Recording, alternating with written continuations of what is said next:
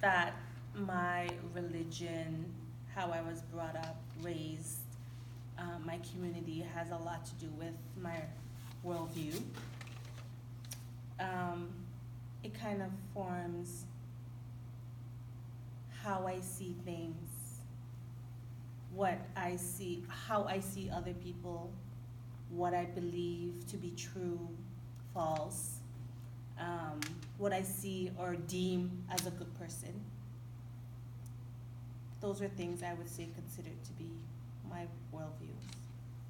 I would say as I get older, my worldview changes because of my experiences. I feel like I have that sort of groundwork, framework that created my initial worldview from family, friends, and stuff. And then as I grow and do things and live my life, my experiences change or morph, or I get new sections of a worldview, I guess. I feel like my worldview is how I look at people, life, the world, and it certainly has been impacted by culture. Being Jamaican, there are a lot of things that are impacted by British monarchy, by Christian religion. So a lot of ideologies that I had, and like you said, growing up, the way I understood something or would have looked at situations 10, 15 years ago is completely different now because experiences and also education, like learning about new things and being open to learning, opening my brain, not just like hearing the stuff and it passing through has. So I feel like worldview is that thing that, okay, this is how you were born and your culture is impacting it, your family, your community, your ethnic background, everything.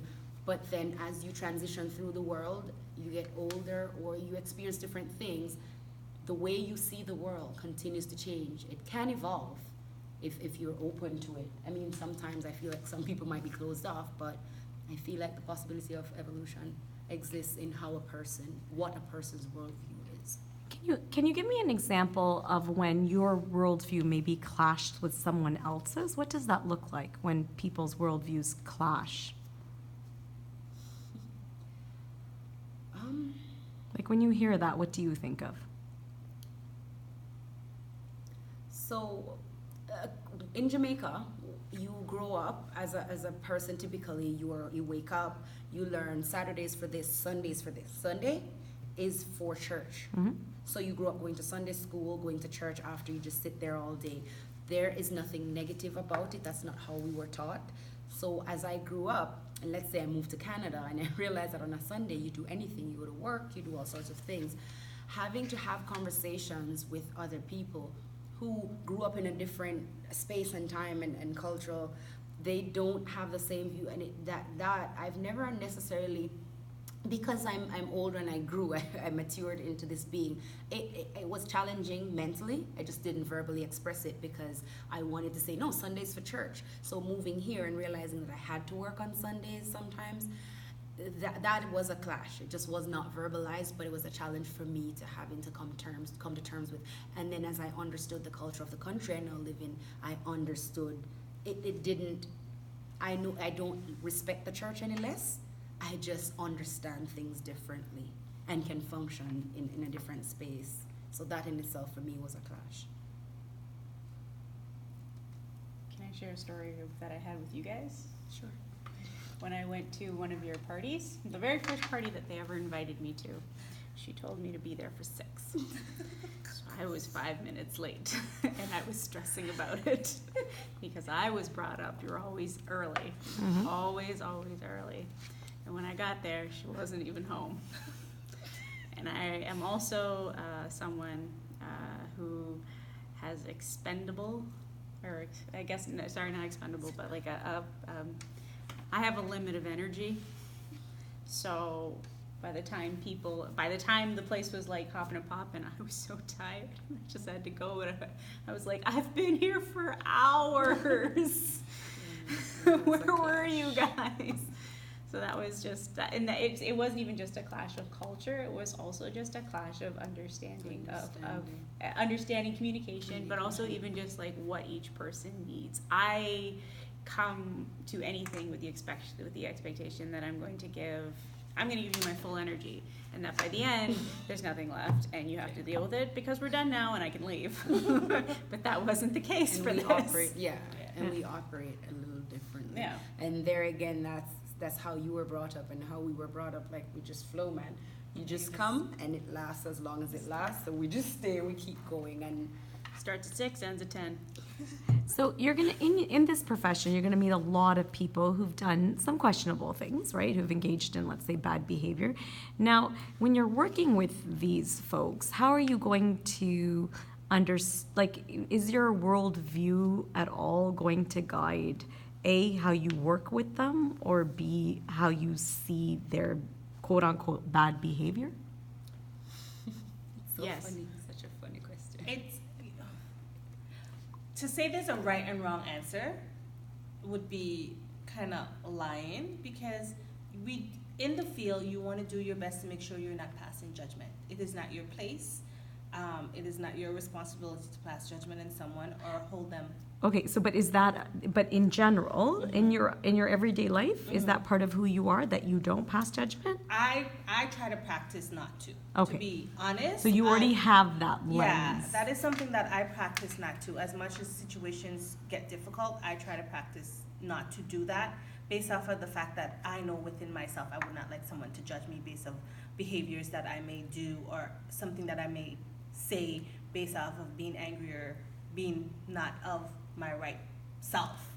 So I try to practice that. So that is something that I would go into the field doing, is not passing judgment, or doing my best to put that aside and go from where we are at with the individual. I want to say that for me, it's going to impact what is important. The most important thing is that through school, now I've learned the skill of reflection. So when it does happen, I'm very aware. So now that I know that this is how I see things, reflection is what's going to help me with that. And I can say that I do it. I literally, the thing is, something is bothering me, somebody did that, I'm like, how could you? So I'll give you an example in placement, working with the seniors, and the first thing that hit me was, where are their children? Because I'm from a culture where we don't leave our parents. The parents get old, you take them, they live with you, you take care of them. So that was the first thing. And then I had to self-reflect, and I had to be like, what do you understand? What is the culture? Who are these people? They're not you. You don't have. So I had to spend some time. And so I realized that in order for me to have my worldview not impact the work I do, I have to reflect at all times. And it happens. I'm not perfect. It's probably going to happen at a time when I don't realize it, but I'm very aware, because it has happened where it happened, and I had to be like, oh, wait, stop. Who are you judging? Who are you? Is it your parents, or these are separate people, right? And then I had to think about that and then do the work, because it's not me. I have to remember, this is not me. This is these are different people. They're their own people with their own cultures, their own worldviews per se. And so I feel like reflection and knowing and being honest about it, that it can happen. But the important thing is to know that Awareness. it's happening and do something. Yeah. It's definitely awareness. I feel like But it's gonna happen. I feel like it will impact, and it's important that I just acknowledge when it does and reflect and work on it not happening again. Yeah, you're going to have opinions about everything that everyone else is doing. That's just sort of the natures of us. And where do those opinions come from? From your worldview. Yeah. From your worldview. I know for in placement, working with girls that were trafficked, there's a lot of my worldview and their worldviews are very, very different. So that actually comes up a lot. Give me an example of that. In the way they parent. I'm not a parent myself, but I have been raised, and I have friends that are parents, and I have theories on how I will eventually parent. But I also, because of what these girls have been through, because of a lot of their backgrounds, some of them are learning to parent at a very late stage, and so the way that they parent is going to be very different than the way that I think they should be parenting, and that them learning to parent is not me placing what I think they should do on how they need to learn how to parent, but them learning how the best way to parent with their kid is in a way that's healthy, in a way that works for them as a family, not what I think they should do. Even just the way they have relationships with other people, them learning to have healthy relationships is a long, ongoing process. And of course, everybody has their own opinion of what healthy relationships look like between anybody. But theirs is, again, distorted. So it's a challenge to not just tell them, well, you can't just do that. It can't be like that. It has to be like this. They have to learn how to manage being with other people. And it takes practice, it takes a lot of things, and it's not just about what I think it should look like.